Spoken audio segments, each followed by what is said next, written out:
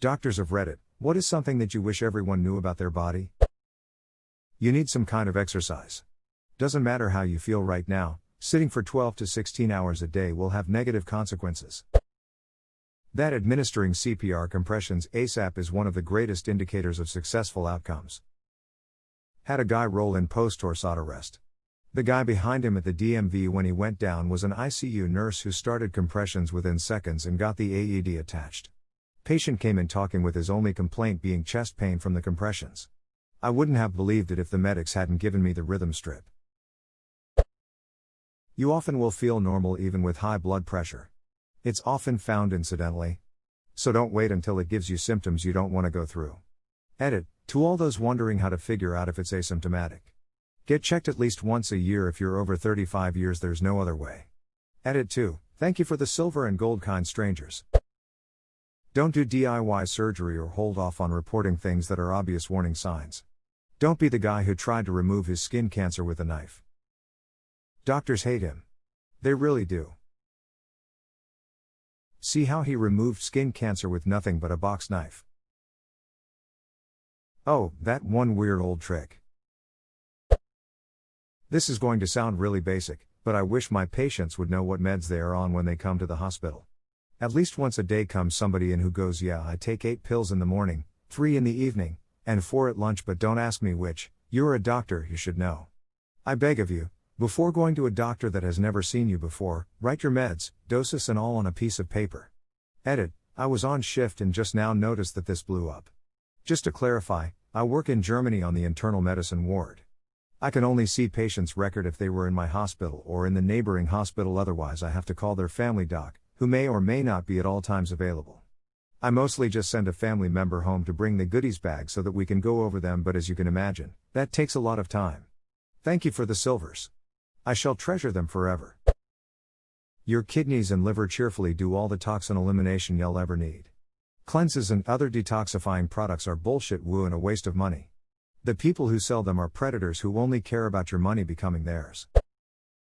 Vaginas are self-cleaning and douching does more harm than good because it flushes out all the good bacteria that's meant to be there. Edit, I made this comment at 2 a.m. and my eyes skipped over the part where it says doctors of Reddit. Oops.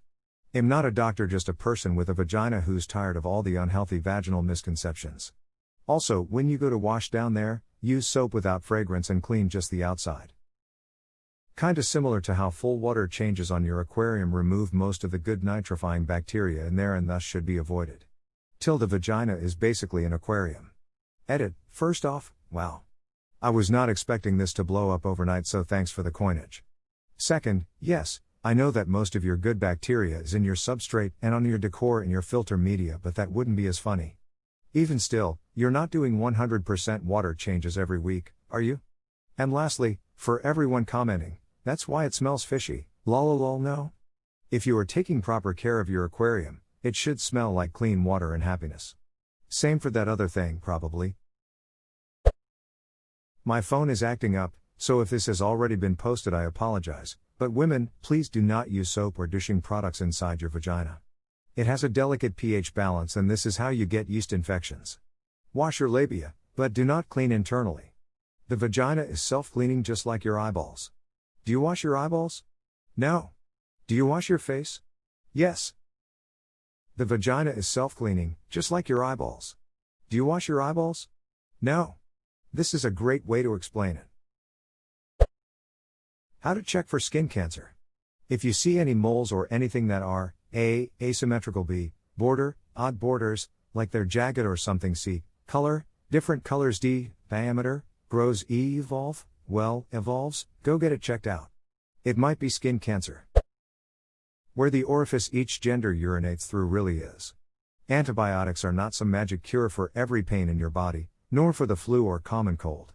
Never ever boil breast milk. In my country there is a popular belief that breast milk jaundice in newborns can be treated by boiling one's breast milk, but by doing this you destroy all the nutrients and it basically becomes as nutritious as water is. Do not give honey to children below the age of 1. Do not rub your child with rubbing alcohol as to lower his furor. Baby wipes don't substitute daily bath showers. Yes, I am a pediatrician. Antibiotics are not some magic cure for every pain in your body, nor for the flu or common cold. This is a common belief among my peers, which is weird, because I'm a biology major and you'd think biology majors would know this. Yes, haha, I recently had a patient storm out of the earth screaming about what a ducking idiot the doctor is for not writing her a script for antibiotics when she was just diagnosed with the flu. Also, fuck uneducated people who constantly call medical personnel idiots, stupid, etc. It's fine to not have a college degree or whatever, but don't act like a pretentious ass when we're literally just there to help. Look at the negative Google reviews for a major hospital. Many of the bad reviews will be from people who wrongly believe they were denied antibiotics. I'm a dentist, and if you don't take care of your gums, your teeth will fall out of your head and you'll get pissed at me when your jawbone atrophies and your denture doesn't fit anymore. Edit. Essentially, periodontitis causes inflammation and recession of the gums, which in turn cause inflammation and recession of bone. After that, teeth start getting mobile and falling out. Edit 2. I appreciate you all asking questions and trying to improve your oral health, but without doing an exam and x-rays there's very little I can actually recommend other than using one of those new patient coupons you get from every dentist in the neighborhood to get checked out. Also, I love the dentists aren't D0CT0RZ comments Lamau. I'll think about them when I do the 2 surgeries I have planned tomorrow. Smile. How do you take care of your gums? Beyond brushing, flossing teeth every day, that is. Mine are constantly swollen and it seems like nothing I do can help. Swollen how? Are they bleeding or do they just look kind of odd? Without doing a full exam there's not much for me to go on, but brushing and flossing regularly is the best first step you can take, so you're doing good in that department. You might just need to go to the dentist and get a cleaning, or even deep cleaning, scaling, root planing, to get the plaque levels down enough that your home care will take care of the rest. It's so ducked up that regular dental cleanings aren't covered by medical insurance. This seems like it's so vital.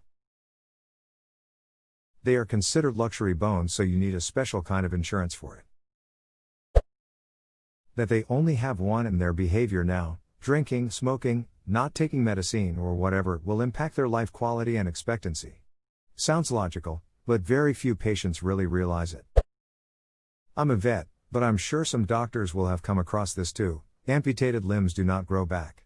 I've had far too many people asking how long it will take for their pet's amputated limb to grow back, so I'm assuming a few doctors out there will have had patients asking the same of their own missing limbs. Maybe those people you've met think all animals are like lizards. JK, I think sometimes it's shock or fear of what might be ahead and how things might change that makes people say that. And then again, some are just stupid or ignorant. Also, thanks for what you do as a vet, taking care of vulnerable creatures. Aw, thank you. I do it for the waggy tails and fluffy snuggles I get from my patients. I can understand shock and fear causing someone to ask a silly question. I can understand someone being uneducated, or someone who has difficulty comprehending some things.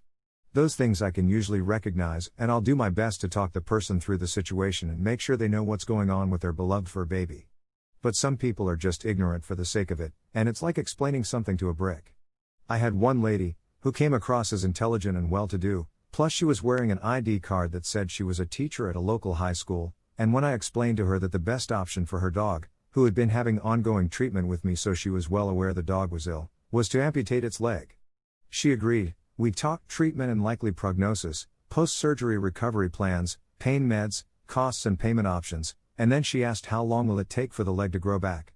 I told her that it wouldn't. She replied, "Why not? I know it happens.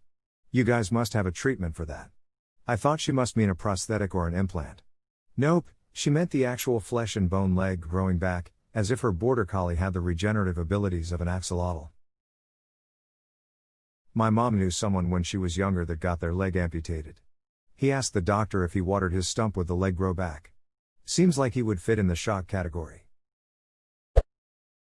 Baby doctor here, about to graduate. Unless you have liver or kidney failure, your body detoxes itself really well.